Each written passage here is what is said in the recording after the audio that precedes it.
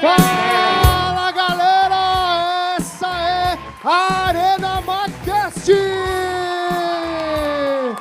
Este lugar especial, este lugar extraordinário, onde você vai aprender muitas coisas e conectar as suas dúvidas, as suas angústias com essa galera top que tá aqui. A Arena McCast, faz barulho!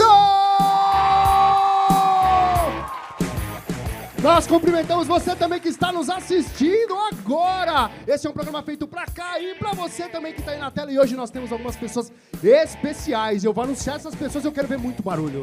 Em primeiro lugar, nós temos aqui o professor da casa, professor de produção de texto, storyteller, Luiz Otávio!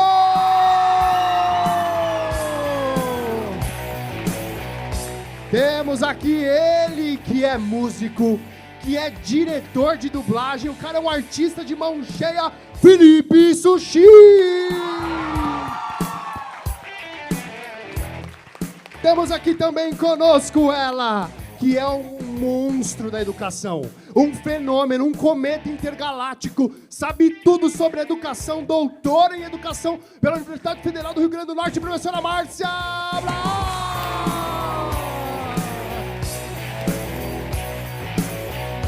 Mas ao menos importante, temos aqui ele que é gerente de inovação de um dos maiores escritórios de arquitetura e engenharia do Brasil, Andrade Gutierrez. Nós temos aqui o André Medina! E por último, ele que tem o gogó de ouro, ele que aquece as massas, ele que bota o corintiano, o palmeirense, o santista pra cima, Renato Rainha! Bom demais estar aqui com vocês em mais uma edição do Arena McCast.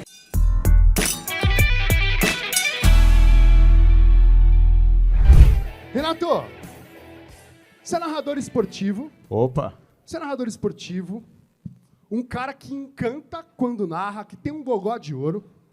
Agora, eu te fazer uma pergunta pra você aqui, Renato. Quem vai pro jornalismo esportivo?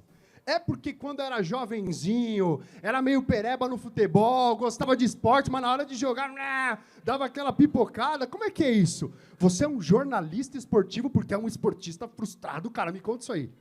Primeiro, obrigado pelo convite. Fico muito feliz de estar com essa rapaziada aqui. Tudo bem com vocês aí? Tudo bem? Aê, legal. Deixa eu já ver quem é aqui, ó. Peguei uns 3 aqui, jornalistas, futuros jornalistas esportivos aí. Você pode nem saber que você vai ser narrador esportivo ou vai mexer com comunicação, porque, na verdade, o mais xarope da turma é o cara que vai ser da comunicação. Eu costumo falar com um amigo meu, a gente quis ser tudo na vida, quis ser artista, dono de empresa, quis ser um monte de coisa. E a última forma que a gente encontrou para brilhar foi trabalhar no rádio. Foi o último, eu quero ser famosinho. Então, aí eu fui para o rádio. Mas quando você chega no rádio, aí você se depara com situações, circunstâncias que faz com que você vai se adaptando ao veículo, né? Porque a gente, às vezes, é acostumado a trabalhar com imagem. O rádio, no meu tempo, era só voz, era só a comunicação mesmo verbal, e a gente foi se adaptando. E aí eu percebi que o rádio me escolheu, porque, na verdade, é assim que funciona, porque quando eu era jovem, como vocês, assim, eu era um pouco extrovertido. Eu era o cara que subia na cadeira para cantar com o professor, eu era o cara que contava piada na hora errada, eu era o cara que ficava de castigo na escola. Então, sabe aquele cara que fala bastante na turma, que não guarda segredo, que sai fofocando pelos cantos da escola, sempre está em evidência? Eu era esse cara. Peraí. Não vai fugir da pergunta, não. Era pereba no futebol ou não era? Eu era bom de bola, Só que assim, né? Entre milhares e milhares e milhares, eu não fui o escolhido. E no rádio também. Só que assim, no rádio, devido às experiências que eu tive por ser um jogador de futebol talvez frustrado, eu falei, não vou desistir. Salve de palmas para o Renato Rainha. Mais forte. Mais forte, galera. Vamos lá. Professor Luiz, você é conhecido como aquele cara que, nasceu para sua área. Produção de texto, língua portuguesa, letras. Senhor Luiz, você nasceu assim, era uma criança que já pensava que seria um grande produtor textual? Como é que é isso? Eu sempre... Primeiro, muito prazer, Serginho. Eu sempre tive muita certeza do que iria fazer, tanto que no vestibular eu prestei para matemática, engenharia, direito, multimeios, comunicação, letras. E aí meu pai perguntou, o que você vai fazer?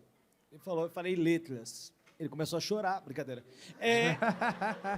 Mas ele ficou muito ele falou assim, filho, o que você quer? O que você quer fazer? Eu falei, pai, qualquer uma dessas opções eu quero escrever um livro e dar aula.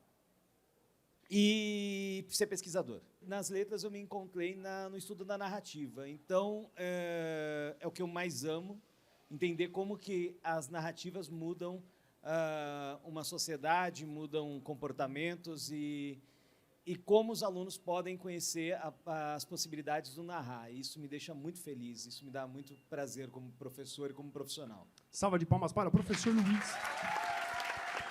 Agora, Felipe, você é diretor de dublagem de canais icônicos e de produções icônicas, Disney, Netflix. Cara, como é que é isso? Você, desde pequeno, tinha essa veia artística? Você era um pequenininho Billy Elliot, sei lá, um tipo de Maísa? Como é que é esse negócio aí? Bom, a música vem da minha família muito de antes, de outras gerações, e profissionalmente veio de uma maneira muito espontânea, muito natural. Inclusive aqui no Mackenzie, o primeiro teatro na vida que eu pisei foi o famoso Teatro Rui Barbosa. Fiz várias peças ali escolares, que falam, peça escolar, coisa de criança, mas foi me moldando para ver se eu gosto dessa coisa de música, de arte, de público, enfim, essa interação. Salva de palmas para Felipe Sushi. Genial, genial. Agora, André, você é um cara da inovação também. De outra área, que não a área do filme e tal, mas vou fazer uma pergunta para você. O que é ser um gerente de inovação? Você tem que ir todo dia com uma roupa diferente? Como é que é? Como é que funciona? Como é que funciona esse negócio aí? Fala pra gente. Primeiro, obrigado pelo convite. Eu acho que eu sou um pouco mais diferente daqui, né? Eu sou engenheiro de produção, para começar, então eu sou da área de exatas. Entrei para esse mundo de inovação, acho que desde sempre que eu me entendo aí por gente também. Sempre quis ter meu próprio negócio, e aí fui, né, me envolvendo com a inovação como um todo. Bom, e aí respondendo a sua pergunta, né?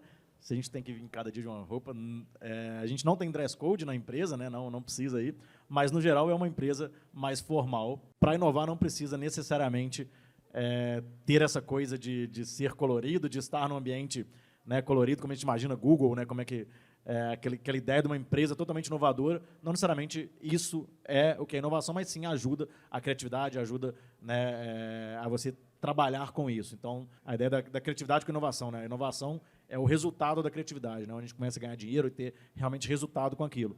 Então, não necessariamente uma coisa exclui a outra, né? Mas a gente consegue sim inovar em ambientes mais formais também, né? Vamos dizer assim. Salva de palmas para o André. Legal demais, André. Muito bom, muito bom. Para a gente finalizar essa rodada aqui, professora Márcia, você começou a sua trajetória lá, quando você entrou na faculdade, na área da pedagogia. Só que no meio do seu processo de formação, você empreendeu ali, começou uma veia bastante de pesquisa na área da educação, né? Como é que foi isso? Da pedagoga que estava ali se preparando para lecionar, para pesquisa, você entrou na faculdade para ser pesquisadora ou, ao entrar na faculdade, descobriu essa veia para criar por meio da academia? Como é que foi isso para você? A minha escolha profissional, ela tem uma característica bem interessante. Na época do ensino médio, pensei e sempre fui muito apaixonada pela educação.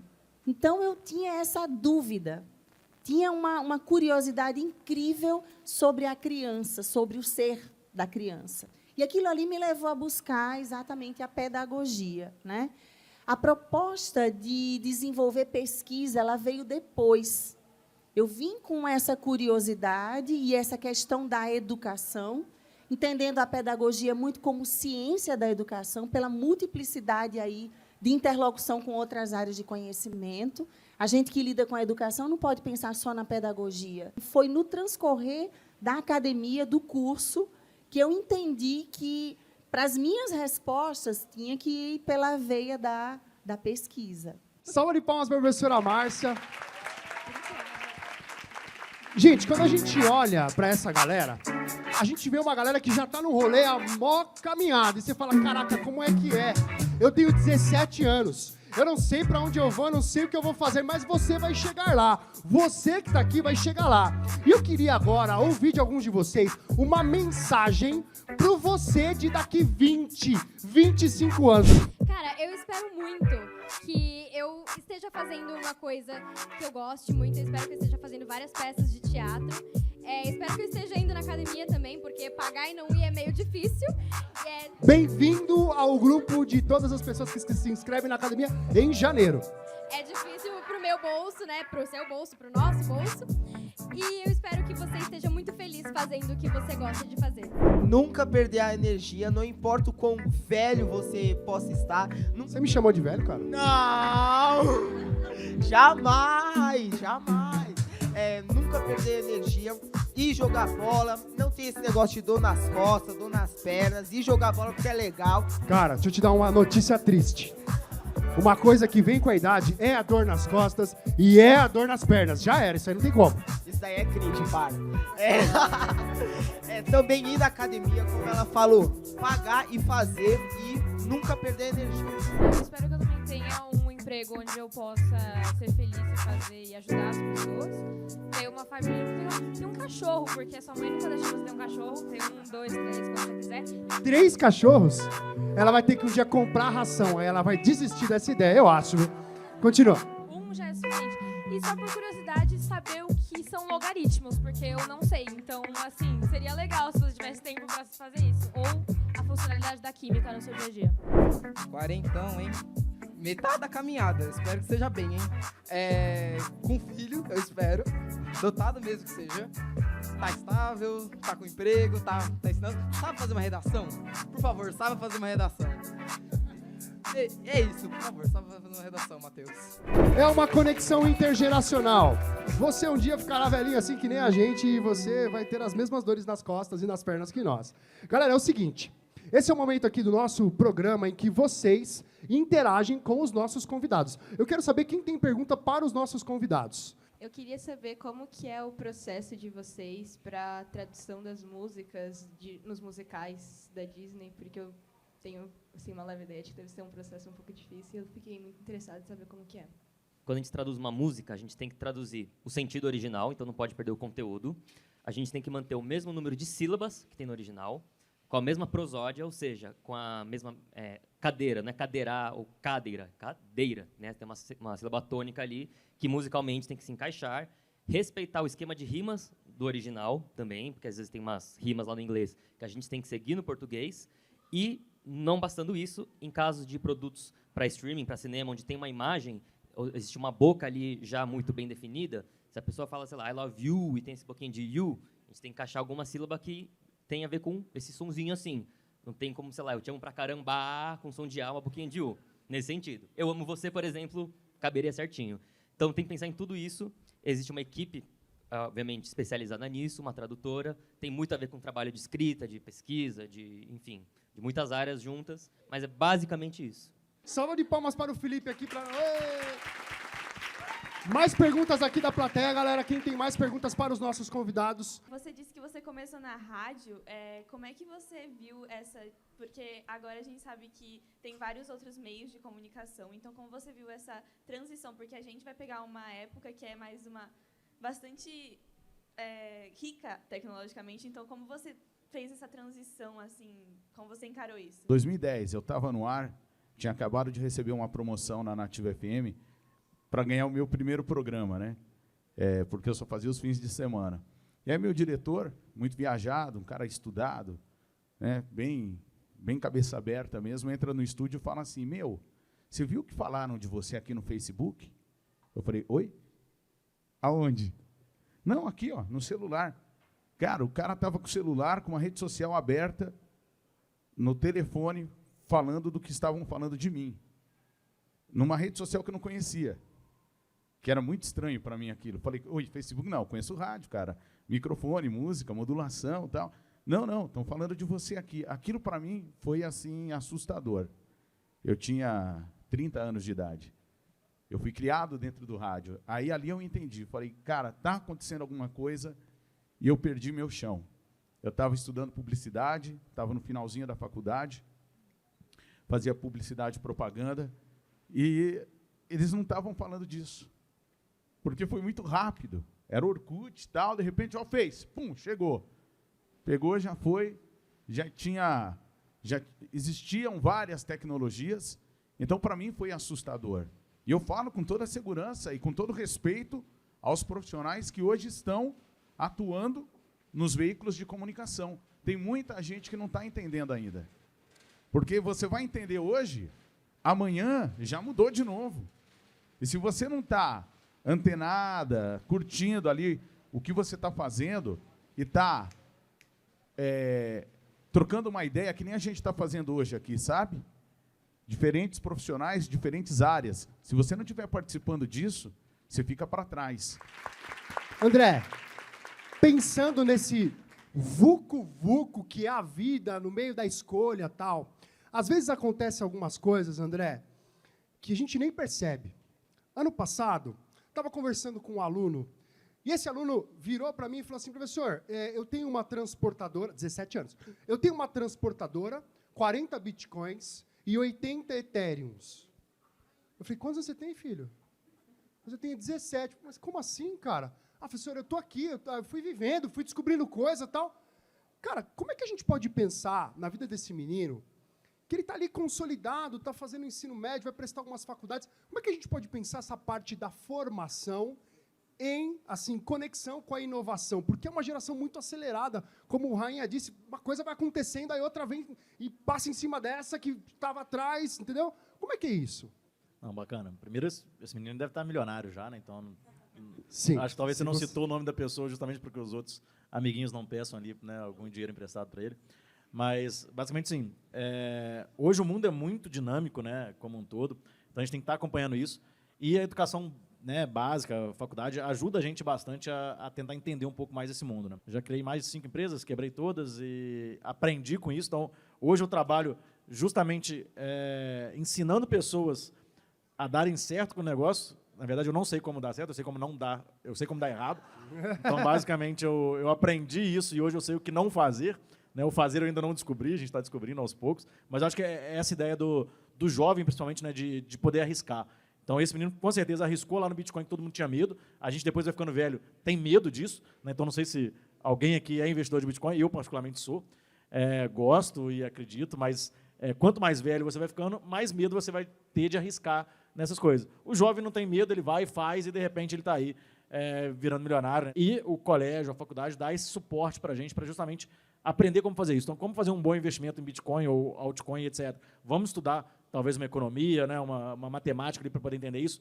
E a ideia é sempre assim, buscar coisas novas. Né? Então, a gente está aqui junto com vocês, tenho certeza, tem diversas ideias novas, né, de como poder inovar dentro de uma construtora, dentro de uma empresa de engenharia. Né, até mês passado, né, a gente estava aqui na Mackenzie também com o pessoal da escola de engenharia fazendo um hackathon, né, que é justamente, a gente trouxe para cá um desafio para os alunos, e eles tinham que, né, trazer soluções para esse desafio. É um desafio real que a gente tinha na nossa empresa, desde 2018 eu tentando resolver esse desafio, eu trouxe para cá e trouxeram diversas soluções que agora a gente vai tentar organizar essas soluções que foram, né, trazidas até a gente para realmente implementar isso dentro de uma obra. Como que a gente não pensou nessas soluções, né, que os alunos pensaram? E é justamente porque estão pensando fora da caixa, né, não tem medo de pensar em algo diferente. Molecada é ligeira demais, né? Salva de palmas para o André, galera! Quero saber quem tem pergunta para os nossos convidados aqui, ó. Você, peraí, tô chegando aí. Seu nome, série que você estuda, pergunta e para quem vai. O meu nome é Stephanie, eu sou da 2ª série, e a minha pergunta é para o Medina, que você falou que muitas empresas suas acabou não dando muito certo, e eu queria perguntar como que você lidou com isso, com essas frustrações, e o que te fez não desistir. E também queria perguntar como que você lida com a queda de uma empresa. Eu falo assim, eu sempre quis, né, ter meu próprio negócio e tentava investir, empreender. Né? Basicamente, um dos principais aprendizados, hoje eu tenho uma empresa também, tá? Então, assim, e foi até legal, né? Outra vez eu estava apresentando para os trainees da empresa, e eu falei que eu tinha um outro negócio, eles falaram assim, pô, mas você sabe que um dos erros que você falou que você tem aí é de realmente não dedicar 100% ao seu negócio. Agora você continua não dedicando 100%, porque você, né, é um funcionário da Andrade. Você vai quebrar de novo? Então, assim, essa foi a pergunta, assim, é bem provável. Assim, eu sei o erro e vou cometer esse erro de novo, estou cometendo esse erro de novo. Mas por quê? Porque é aquela paixão, né? Assim, a gente quer fazer, quer aprender. E, para mim, assim, o tentar, o fazer, o errar é melhor do que qualquer aprendizado que você tem na vida. Então, pega e faça, né? Eu acho assim, a escola dá para a gente muito conhecimento, mas se você ficar só na escola, isso vai te travar, né? Então, assim, o que você pode fazer além da escola? Né? Vai tocar música, vai ser radialista, conversar, falar com as pessoas, tentem fazer algo diferente, né? Depois na faculdade, empresa júnior, faça intercâmbio, tudo que vocês tiverem oportunidades de fazer, faça também o extracurricular, que isso ajuda muito a ter experiências práticas, né? E aí isso vai te motivando cada vez mais, fala assim, putz, não deu certo, mas eu fui quase. Vamos para o próximo passo? Vou tentar de novo, né? E, obviamente, tentando cada vez acertar naquilo que você errou da primeira vez. Muito bom. Professora Márcia, essa frustração na produção de uma empresa, que o Medina relatou para nós, às vezes é uma frustração que nasce nessa galera, na execução de uma prova, tentar passar no vestibular e não conseguir. Como é que a gente pode mobilizar essas outras habilidades? Como é que a psicologia social, como é que a gente pode lidar com esses percalços, com essas dificuldades, quando a gente, né, esbarra com a porta fechada? Como é que a gente pode mobilizar isso na vida desses meninos aqui, desses adolescentes? Eu achei muito legal a pergunta da Stephanie, porque mobilizou toda a resposta do André, né? E eu estava lembrando aqui, queridos, que educação e inovação tem tudo a ver, né?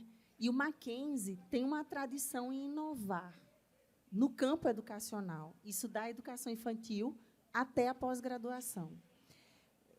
Ouvindo o André, a gente sabe que no ciclo de inovação já se espera esses momentos de frustração, né? Você tem que lidar, quem vai empreender em educação, em inovação, especificamente no relato dele, tem que estar preparado para lidar com a frustração, né? E eu acho interessante que a gente ouviu aqui da fala do Renato e do André aqui exemplos muito interessantes de frustrações. Agora, duas coisas. Ou essa frustração lhe imobiliza, no ponto que você não tem condições de reagir, aí vem um monte de coisa, né? Eu não dou certo para isso mesmo, eu não tenho capacidade, eu não tenho sorte, porque Deus talvez não queira isso na minha vida. Ou você vai para cima. No sentido de quê? De dizer assim, olha, eu quero identificar o que não deu certo nesse ciclo, e aí vem a contribuição maravilhosa do André, e aprender com esse erro. E dizer assim, eu tenho consciência, possivelmente posso quebrar? Posso, mas não é com o mesmo erro, que com os erros eu já aprendi. Então, isso é muito, muito legal, ter essa consciência, essa reflexão. Acho que é bacana que a professora comentou, né? A gente vai errar muito mais do que acertar, né? Mas quando a gente acerta, esse acerto vai ser maior do que o somatório de todos os erros.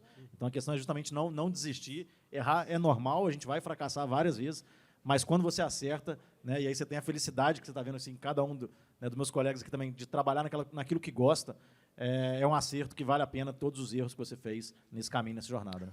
Muito bom. Salva de palmas para Medina, para a professora Márcia. Agora, professor Luiz, pensando nesses contatos, nessas relações voltadas aí para a nossa atividade que gera inovação, você, enquanto professor de produção de texto, você tem um hábito, um tanto quanto incomum, de criar relacionamentos para que esses relacionamentos se tornem um instrumento de inovação para você. Você tem o hábito de marcar com corretores de imóvel para ir visitar apartamentos antigos? Como é que é isso, professor Luiz? Eu adoro corretores. Eu adoro. Eu adoro visitar imóveis, e agora que está sendo gravado, tomara que os corretores não vejam, me processem.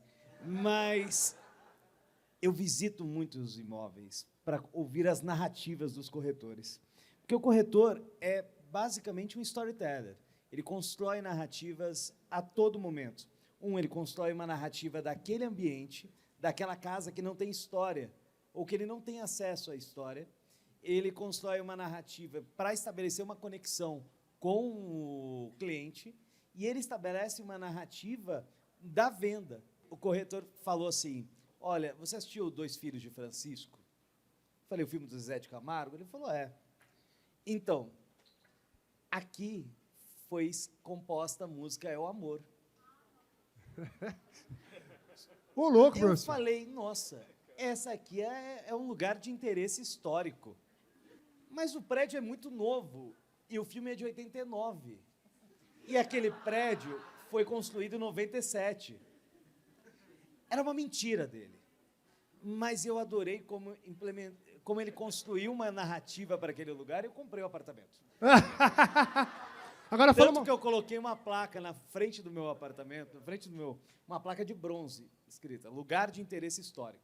Eu coloquei isso. Salva de palmas para o professor Luiz. Agora, Pro. Eu adoro. Pensando na sua prática educacional de inovação, você é um professor muito inovador, você tem ali um quadro, ali, um momento da sua aula que você chama de redação ao quê? É verdade isso? Não, são músicas no momento da dissertação, a gente precisa de um repertório.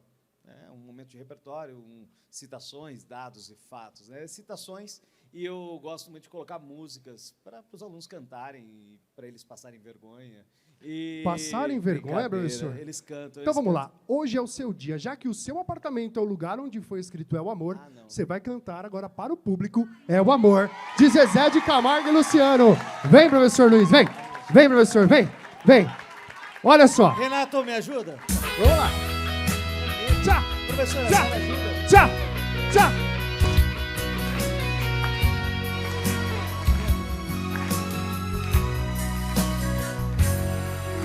Eu não vou negar que sou louco por você. Tô maluco pra te ver. Eu não vou negar. Eu não vou negar sem você. Tudo é saudade. Você traz felicidade. Eu não vou negar. Eu não vou negar você. Meu doce mel, meu pedacinho de céu. Me ajuda. Eu não vou negar. Você é minha doce amada, minha alegria, meu conto de fada, minha fantasia, a paz que eu preciso pra sobreviver. Eu sou o seu apaixonado, sou uma permanente louca. Agora eu quero ver todo mundo, hein? Todo mundo, hein? Vamos lá! É o amor! Pra lá, pra cá, pra lá, pra cá! Minha cabeça me deixa Assim, e faz eu pensar em você de mim. e faz a minha que a vida feita pra viver. Bem alto agora, galera! É o amor que vai como tiro certo no meu coração. Bom demais! Que deu um abraço forte Plateia! paixão. Que fez eu entender que a vida é nada sem vocês. Tá bom demais, salva de palmas!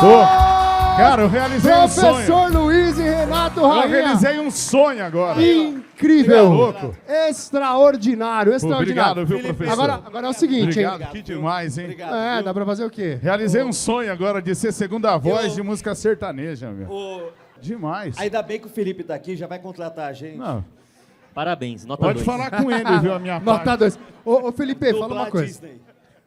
Felipe, você é um especialista da área.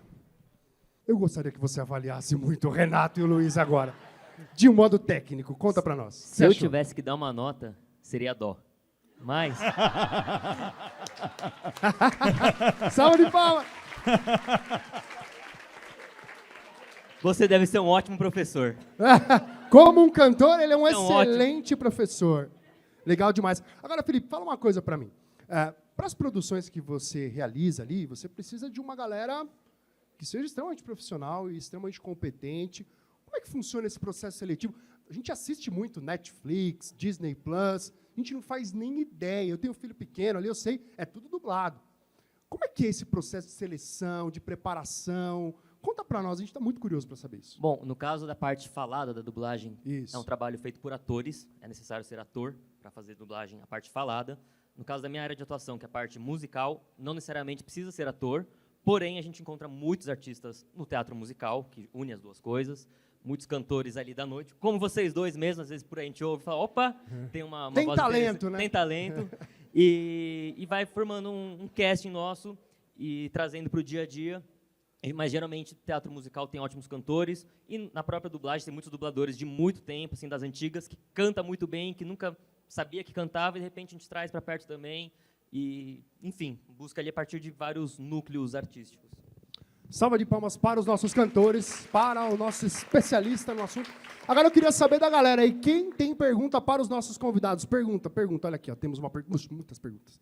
E eu tenho uma pergunta para o Felipe. Eu queria saber como é o processo de dublagem, quais são as partes mais difíceis e como vocês escolhem os dubladores. Bom, é um processo que tudo é feito em cima do material original. Então, sei lá, usar o exemplo do Encanto que vocês acabaram de ver. É um filme feito ali pela Walt Disney Animation Studios lá fora, que está pronto e vai para o mundo inteiro, para os vários locais ali, vários territórios que a gente chama de ser dublado. Então, tem que respeitar exatamente aquilo que está ali. Uma voz compatível, uma interpretação compatível. E aí o processo é de atuar, criar uma própria atuação que fique natural, fique brasileira, no nosso caso, mas em cima de alguém que já atuou. É você atuar junto com uma pessoa, mas o seu jeito que uma pessoa já fez, mas não é dela, mas é o seu, é doido. E na parte cantada é a mesma coisa também, você tem que reproduzir exatamente o que foi cantado lá fora, mas aqui com talento local, que passe a mesma emoção, que comunique da mesma maneira, que atinja as pessoas do mesmo jeito. Eu sempre brinco que a criança que liga a TV lá nos Estados Unidos vai ter uma emoção, e a criança brasileira aqui tem que ter a mesma emoção ligando e se emocionar, o adulto também, ter a mesma experiência de cultura e de emoção com aquele produto. E o processo é basicamente chegar, não tem ensaio, não tem material que você estuda em casa, é chegar, assistir, ensaiar, gravar e repetir isso 1000 vezes por dia. Salva de palmas para o Felipe. Mais perguntas, galera? Quem tem mais perguntas aqui na plateia? Nossa, vamos lá, você. E eu queria fazer uma pergunta para o professor Luiz. Meu disco sai, sim, dia... Você, quando tinha na cidade, eu sou terceira, você, quando tinha na cidade, você queria fazer muita coisa, coisas muito diferentes, e eu acho que muita gente na cidade também sente isso. Só que hoje você é professor. Eu queria saber se você sente algum arrependimento, assim, e se você sente... Não foi nesse sentido, mas, tipo, você falou de engenharia. Se você acha que algum dia você vai querer voltar atrás, como que é se você sente esse arrependimento? Tem uma caixa de lenço atrás da sua poltrona, professor, o senhor pode? Olha, eu nunca estive tão feliz na minha vida. Porque nesse período, assim, eu vou ser assim, quando eu estava no ensino médio, tinha um projeto que era um projeto como se fosse um projeto de vida, que eu tinha que escrever todos os meus objetivos para 10 anos. E lá eu coloquei o que eu queria. Eu quero trabalhar, quero contar histórias, quero contar histórias, quero conhecer mais pessoas. E eu falei que eu quero ser professor de uma grande instituição. E naquele momento eu tinha colocado que as instituições, e a primeira era o Mackenzie. Quando eu completou 10 anos, Deus me deu esse presente, que foi entrar aqui no Mackenzie. Eu me realizo todos os dias dando aula, porque eu consigo fazer roteiros, eu consigo atuar, eu consigo interagir, consigo conhecer pessoas. Tudo que eu queria, na verdade, não estava estava na profissão de ser professor. Mas eu comecei a listar o que me deixaria feliz dentro de uma profissão. E eu consegui encontrar dentro da sala de aula isso. E, às vezes, precisa complementar, assim, faria outra coisa? Não faria engenharia. Eu só coloquei engenharia porque eu tinha feito Senai. Tinha feito técnico em mecânica. Eu fiz técnico em mecânica no Senai e fui uma grande decepção à indústria brasileira. Mas hoje eu estou muito feliz mesmo e na hora da escolha, pensar o que você quer em relação às habilidades, o que você quer nos próximos 10 anos. Isso foi muito útil para mim. Valeu muito, viu? Que fofo, né? Palmas para o professor Luiz. Maravilhoso, maravilhoso, maravilhoso. Agora, Professora Márcia, você... Quer cantar? Não, estou brincando. Você não é cantora. Você não é cantora nem nada disso, mas você é superintendente de educação, de toda a educação básica. Todos os colégios Mackenzie, espalhados pelo Brasil inteiro, estão debaixo da sua batuta. Você é uma maestrina da educação. Você consegue pensar processos e caminhos que cheguem a lugares que sejam construtivos. Essa molecada que está aqui ouvindo a gente, às vezes, os processos deles são caóticos, confusos, e às vezes falta para eles um pouco dessa parte sistemática, tão importante, que você, enquanto uma maestrina da educação, consegue fazer tão bem aqui no Mackenzie e em todos os trabalhos que você já teve fora do Mackenzie. O que você poderia dizer para essa garotada aqui sobre essa ideia de sistematizar, de organizar aí os seus processos? Que dica que você tem para eles, professora Márcia? Queridos, é o seguinte, vocês nos inspiram. Todas as vezes que eu estou conectada em algum momento com um aluno, isso é muito legal, porque vocês nos retroalimentam. Então, se esse ambiente, esse espaço e tempo caótico que vocês vivem aí, a gente também vive. Só que a gente tem um pouquinho mais de estrada, né, de maturidade. E eu diria que não tem receita de bolo, nem tem 5 passos, 10 passos para ser feliz, no sentido de organização, de sistematização de processos acadêmicos. Mas eu diria o seguinte, o mais importante é saber administrar o tempo de uma forma que você consiga se divertir, fazer academia, sabe? Ter um momento com Deus, em primeiro lugar, e curtir a sala de aula, curtir a escola. Estudar não é ruim. Vocês podem ter certeza que a narrativa que está sendo construída aqui, para me conectar aí com o professor Luiz Otávio, ela tem um ponto focal aqui, que é a escola, que é o currículo, que é a inovação, as oportunidades que foram dadas ao Felipe quando ele estava no Mackenzie. Olha que interessante.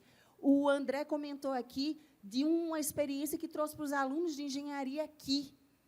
Isso é currículo, isso é educação inovadora. E, graças a Deus, nós temos esse privilégio aqui.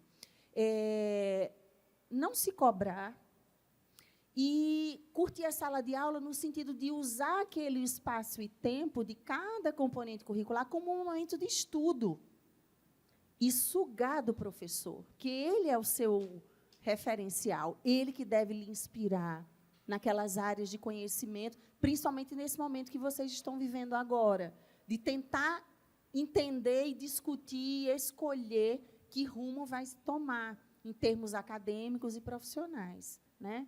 Então, eu diria essa questão, sabe, professor? Buscar uma serenidade nesse caos, tentar curtir a sala de aula, tentar se divertir e de ter um momento com Deus, primeiramente. Salva de palmas para a professora Márcia.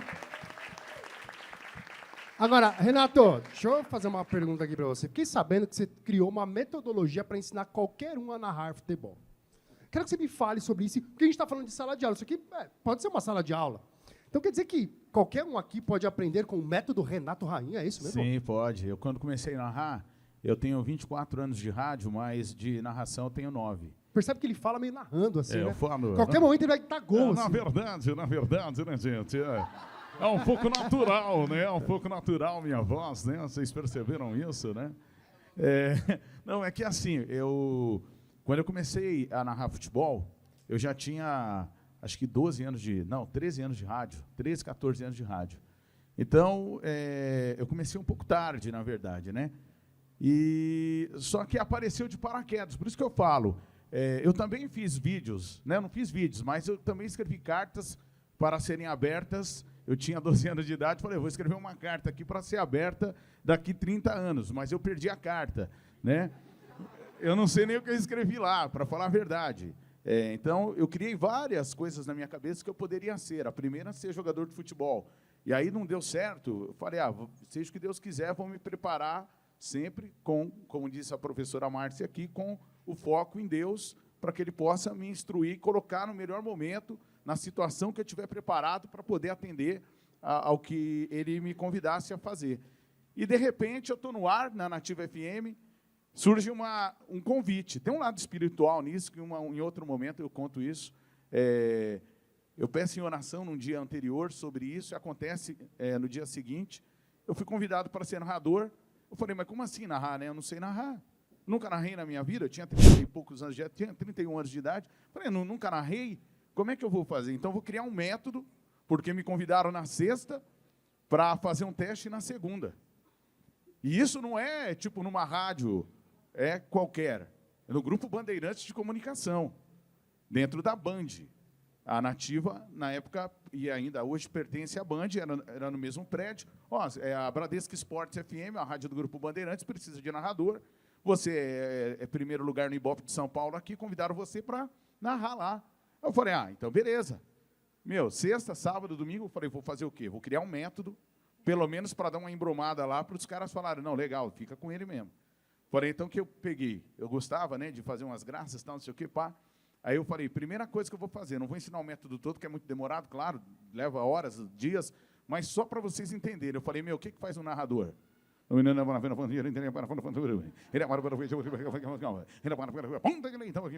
eu vou fazer a música. Aí fui criando os métodos e tal. Resumidamente, me tornei um narrador esportivo do Grupo Bandeirantes de Comunicação. Fui contratado pela Bradesco, depois fiz a Copa do Mundo pela Bandeirantes, Olimpíadas pela Rádio Bandeirantes, fui da Band News, saí e agora, recentemente, fui recontratado, fui convidado de novo a fazer parte do grupo. Então, assim, é tudo metodologia, sabe? Metodologia. O Bragadá tá dentro da metodologia?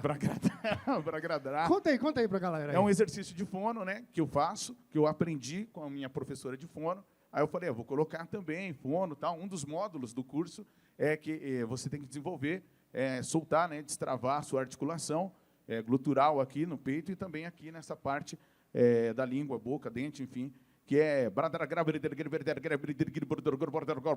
e volta.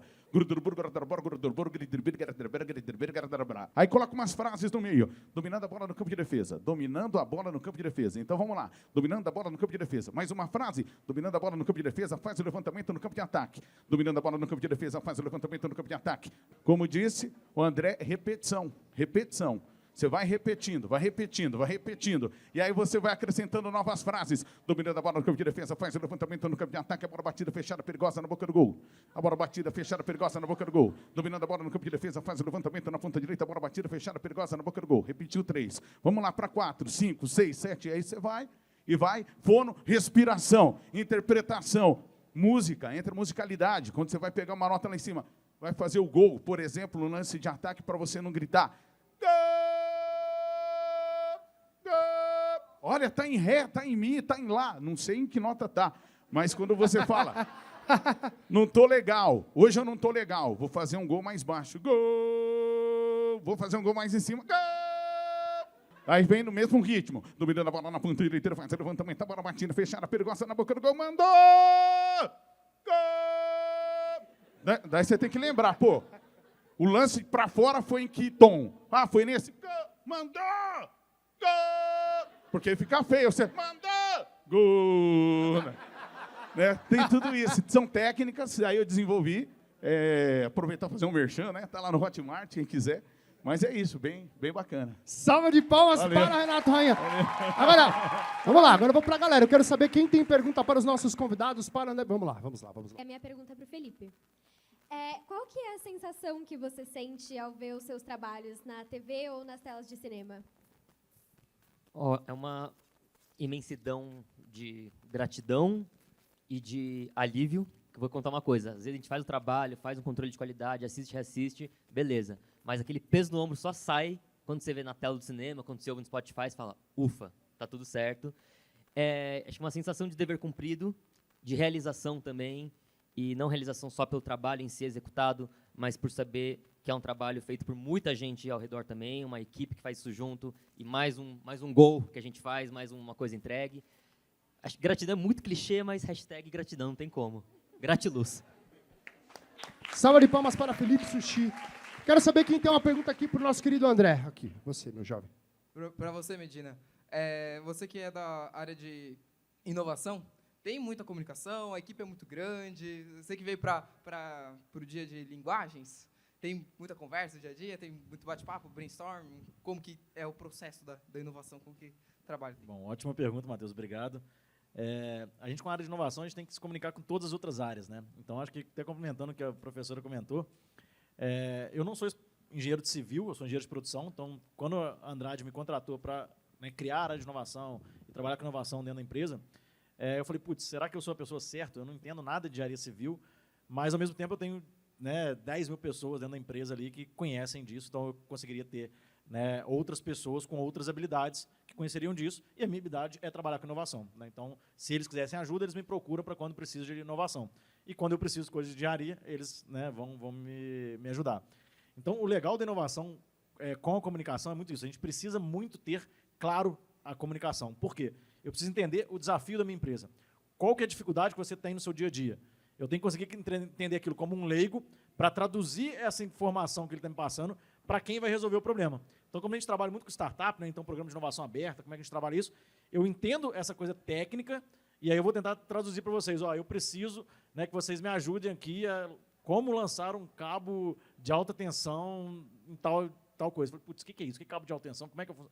Putz, não sei sobre esse questionamento. Então, eu tenho que desenhar, literalmente, fazer uma linguagem de comunicação que o meu público entenda. Então, eu tenho que conseguir falar com uma pessoa especialista em física o que uma coisa de engenharia civil está acontecendo. Então, a gente trabalha com comunicação o tempo todo. Traduzir a linguagem da startup, que geralmente é aquela linguagem muito inovadora para uma empresa tradicional, e como é que eu faço isso? E o contrário, a mesma coisa. Então, assim, o storytelling a gente usa o tempo todo, então, principalmente com startups, o tempo todo elas têm que contar a história dela, por que você tem realmente esse produto. Geralmente o pessoal vem tentar vender produto para a gente, que eu falo assim, putz, mas eu não entendi o que você quer me entregar, Assim, você não me contou uma história de onde você viu aquele desafio e, baseado naquele desafio, você construiu essa solução. Então, a solução ela tem um sentido para alguma coisa. Então, o storytelling é muito importante para contar as histórias. Palmas para o Medina. Galera, quem tem mais pergunta aí para os nossos convidados? Eu tenho uma pergunta para o Felipe. Você trabalha na Disney e na Netflix. E eu queria saber como é que isso aconteceu, sabe? Tipo, você saiu direto da faculdade, mandou o currículo lá para estagiário, alguma coisa, eles te contrataram, falaram, gostei desse daqui, quero que ele seja meu diretor, alguma coisa assim? É uma excelente pergunta, porque eu acho que ela vai ao encontro de tudo que a gente está falando aqui. Eu saí do ensino médio já sabendo que eu queria trabalhar com música, prestei vestibular de música em algumas faculdades, passei, entrei na Souza Lima, que é uma faculdade só de música aqui em São Paulo, e aí fiquei 1 ano e meio. Eu falei, putz, é música que eu quero, mas o que nessa faculdade tem, a grade curricular deles, não é muito adequada para o que eu quero. Decidi trancar a faculdade, que é uma decisão muito difícil. A decisão de que faculdade eu vou fazer já é difícil. A decisão de falar, será que eu paro? É tão difícil quanto, mas é necessário. E comecei a investir em estudos em outras áreas, inclusive de gravação, mixagem, edição de áudio e tudo mais, que é muito do que eu trabalho hoje também. E sempre toquei, sempre fiz evento, formatura, casamento, sempre produzi, dei aula. Trabalhei em muitas áreas da música, que também acho que é uma coisa muito importante também, você sempre estar em áreas diferentes de uma mesma profissão, quando possível. E aí, numa certa noite, ali ensaiando, conheci um dos músicos dessa banda. Ele era diretor musical nesse estúdio onde estou hoje, que é um estúdio que atende a Netflix e a Disney. Ele era diretor musical na época desse estúdio, me chamou para trabalhar com ele como assistente no começo. E aí, desde então, estou nesse estúdio, cada vez fazendo trabalhos maiores. E o principal que ele olhou e falou, nossa, você tem perfil de trabalho com a gente, não era pelo currículo, não era pelo nível de inglês necessariamente, pelo quanto que tocava piano, não tocava, mas por coisas sutis que ele percebeu, de como eu lidava com o técnico de som ali no estúdio, de como eu resolvi uma situação ali que teve uma treta ali, como eu reagi, como eu me comunicava com as pessoas que eu não conhecia, como postura. Profissional, que para ele contava muito e tudo mais, e foi o que falou, putz, acho que você tem o nosso perfil e tudo mais. Então, foi isso, networking, a parte das artes é networking, é contatos, é conhecer gente, é se fazer conhecido também, mas também é muito de como você é. Uma vez o Osmar, que está ali, postou uma coisa faz muito tempo, na época do Facebook, que era aquela frase, trabalhe duro e seja legal com as pessoas, e é um pouco disso, esse ser legal com as pessoas não é só ser o bonzinho que leva donuts ali na delegacia, mas do trato com as pessoas, de como você lida com as pessoas, e isso abre muitas portas também. Palmas para Felipe Sushi.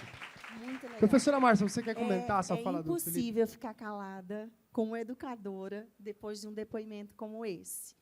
Queridos, sabe essa ideia de currículo não é só disciplina, matéria, estudo, prova, não é só isso. É formar pessoas. Aquilo que eu falei no início, sabe? Educação não é só responder à demanda do mercado, não é isso.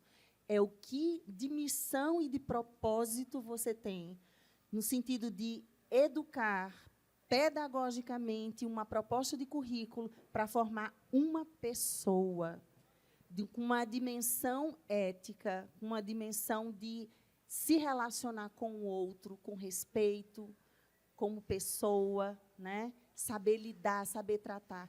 Isso foi fundamental. Quando você fala, não é só o currículo, não é só o nome da faculdade que você vem, mas é a dimensão relacional, é a ética que você vai construindo. E você percebe na fala dele que isso não veio só do ensino superior, é de berço, é da casa, é da família e da escola, é do percurso da educação básica que se forma exatamente esse ser profissional. 13 anos de Colégio Mackenzie. É para aplaudir isso. Coisa Muito bom, incrível. gente, muito bom. Extraordinário, Obrigada. extraordinário. Agora, André, pensando no papel do jovem nesse processo formativo, estava investigando você aqui para esse programa e descobri que você tem lá, dentro da Andrade Gutierrez, um programa ali bastante inovador chamado Vetor AG, que é um programa de inovação aberto, pensando nas necessidades de vocês. Uma pergunta que eu tenho, e talvez a galera aqui, alguns deles têm 16, 15, 17 anos, empresas da envergadura da Andrade Gutierrez, entre outras, olham para essa galera dessa idade, existe algum tipo de processo para conectar-se, porque essa galera tem ideias incríveis, né? Como é que vocês estão olhando para essa geração especificamente? Quais são os caminhos possíveis para essa formação do ser humano mesmo? Eu acho que o jovem é quem tem mais criatividade aí, né? Então ele já nasce sem aquelas aparas, né? Então a gente vai ficando mais velho, a gente vai tendo aquelas aparas, a gente sente medo justamente porque a gente fica travado, né? E o jovem não tem medo de nada, então ele é bem mais criativo. Então estar próximo do jovem, isso ajuda muito a gente a trazer novas ideias, né? Então, como eu falei assim, trabalhar junto com a universidade, né, é um dos objetivos da Andrade, estar sempre mais próximo das universidades também, para entender o que tem de novidade no mercado e também levar um pouco do nosso dia a dia para dentro das universidades, né? Se você, jovem, independente da sua idade, você tem uma proposta de inovação para a Andrade, conecte com a gente quer ouvir, a gente quer entender, e quem sabe não dá esse suporte também, né? Hoje a gente tem o Vetor AG, que é o nosso programa de inovação aberta, né? A gente ajuda realmente empresas iniciantes a poderem testar suas soluções dentro da nossa empresa. Como é que eles podem se conectar? Você está falando, conectem-se. Bacana. Como é que é? Porque conectar realmente a acho que eu fiquei palavra-chave. com vontade de me conectar também. Muito legal. A gente tem nossas redes sociais como um todo, né? Tem nosso site, www.vetorag.com.br, onde lá, qualquer ideia que você tiver, ou, né, produto, empresa, você pode colocar lá no Conecte com a gente, né? E você vai conseguir cadastrar aquela sua ideia, vai ser analisado pelos nossos analistas para ver se isso faz sentido para a nossa empresa dentro do contexto naquele momento. DJ Bambam, solta um som aí para nós aí. Ô, Renato, deixa eu fazer uma pergunta aqui importante para você. No seu processo de formação enquanto narrador, você se conectou com, além de craques históricos, com narradores históricos. Como, por exemplo, um cara que eu admiro bastante, o José Silvério. Eu vi muitos jogos. Sim. Eu queria saber como é que foi para você essa conexão intergeracional. Assim, você é mais jovem, trabalhando na mesma equipe de alguns narradores mais velhos. Como é que foi essa experiência de formação para você? Só que eu vou fazer um desafio. Tá bom. Você vai me contar como é que foi as suas experiências com os narradores experientes? Tá bom. Imitando esses narradores experientes. Tá Você bom. topa? Você topa? Eu topo. Então vamos lá. Eu topo. Fala quem que é e por quê, do jeito que essa pessoa fala. Cara, eu quando comecei na Bradesco Sport FM, eu já era da Nativa, né? E quando eu entro na Bradesco Sport FM, junto comigo entrou uma pessoa para apresentar um programa, um apresentador de TV, ele é muito famoso, ele é muito polêmico, e aí eu comecei a fazer parte do grupo deste apresentador. Ele já me conhecia, que ele ouvia a Nativa, eu era amigo do filho dele, e aí quando eu chego, ele, velho, pô, meu, você tá de brincadeira, meu. Você tá de brincadeira comigo, velho. Você vai, da Atena, Aí a gente fazia um programa, eu participava do programa com ele, entrava para falar dos clubes, junto com ele. E aí, um dia, eu fui escalado para ir para o Pacaembu, e falaram assim para mim, não esquece de falar com o José Silvério, que você vai no carro com ele. Eu falei, caramba, cresci ouvindo José Silvério, meu pai, né, fã do José Silvério. Eu falei, caramba, não vou ligar para o Silvério. Aí me deram o telefone, né? Ó, liga para o Silvério aí e fala para ele que você vai esperar ele no pátio. Aí, quando toca o telefone, demora pra caramba, eu suando. Falei, caramba. Aí, do outro lado, alô? Alô? Alô, Silvério? Isso? Silvério, é o Renato Rainha, que eu vou junto com você. Ô, Rainha, tudo bem com você? Como vai? Eu já estou aqui. Aqui no pátio. Aí eu, caramba, procurando, né, meu? Tipo assim, o Silvério é um mito no rádio, né? Eu procurando o carro do Silvério, olhando assim, cara, quando sai, meu, um Golf GTI, boyzão. E eu sai, ele sai. Tudo bem com você? Como é que você tá? Falei, caramba, senhor de quase 70 anos, uma baita energia, cara, vitalidade. E aí rolou, e aí ele foi contando as histórias dele. Foi durante 4 anos, né? Fui para estádio junto com ele. E aí virei o companheiro dele, aí conheci a família toda dele, a história dele toda. Ele foi contando para mim, eu sempre sugava, né? Ô, Zé, como é que era lá, Zé, quando você morava em Lavras? Rapaz, a primeira vez que eu fui no Maracanã, e aí ele foi com ele, que golaço! Aí a gente criou um personagem chamado Silvério Vida Louca, que era eu que fazia, o Silvério cantando rap, na Bradesco Esporte. Você vai ter que cantar um rap com a voz do Zé Silvério. Você achou que você ia lançar essa e não ia cantar. Por favor. Era assim, Marecia, Marecia. E aí, do programa lá e tal. Aí ele ficou bravo. E aí ele no carro falando comigo, ô, Rainha, oi, Silvério. Tem um pessoal me imitando lá na Bradesco que não sabia que era eu, né? Falei, Silvério, eu acho isso aí, cara, não pode fazer nada. Eu vou conversar com o pessoal no quarto andar lá, vou mandar embora. Não é possível. Zé, se eu souber, e se eu ver fazendo perto de mim, eu vou. E aí a outra era o da Atena, né? Que eu fazia quando eu queria passar um trotezinho na galera lá, que redação de rádio, dependendo, você pegar um time legal, é engraçado pra caramba. E aí tinha um pessoal que me sacaneava muito, passava escalação errada de time, sabe? Eu ia fazer jogo internacional. E, pô, cara, eu sou da roça, sou da Tapicirica da Serra, lá criado, né, meu? No meio da roça lá. E aí os caras me sacaneavam, passavam os nomes errados, né? Meu, esse cara aqui é De Bruyne, em vez de De Bruyne. É De Bruyne, é De Bruyne. Tá, De Bruyne. De Bruyne, então, eu falei, vou devolver. Aí eu ligava na redação, velho, alô, quem tá falando aí, Bill? Da Atena, isso. Pode falar da Atena, Bill, tô no banheiro aqui, velho, eu quero papel higiênico.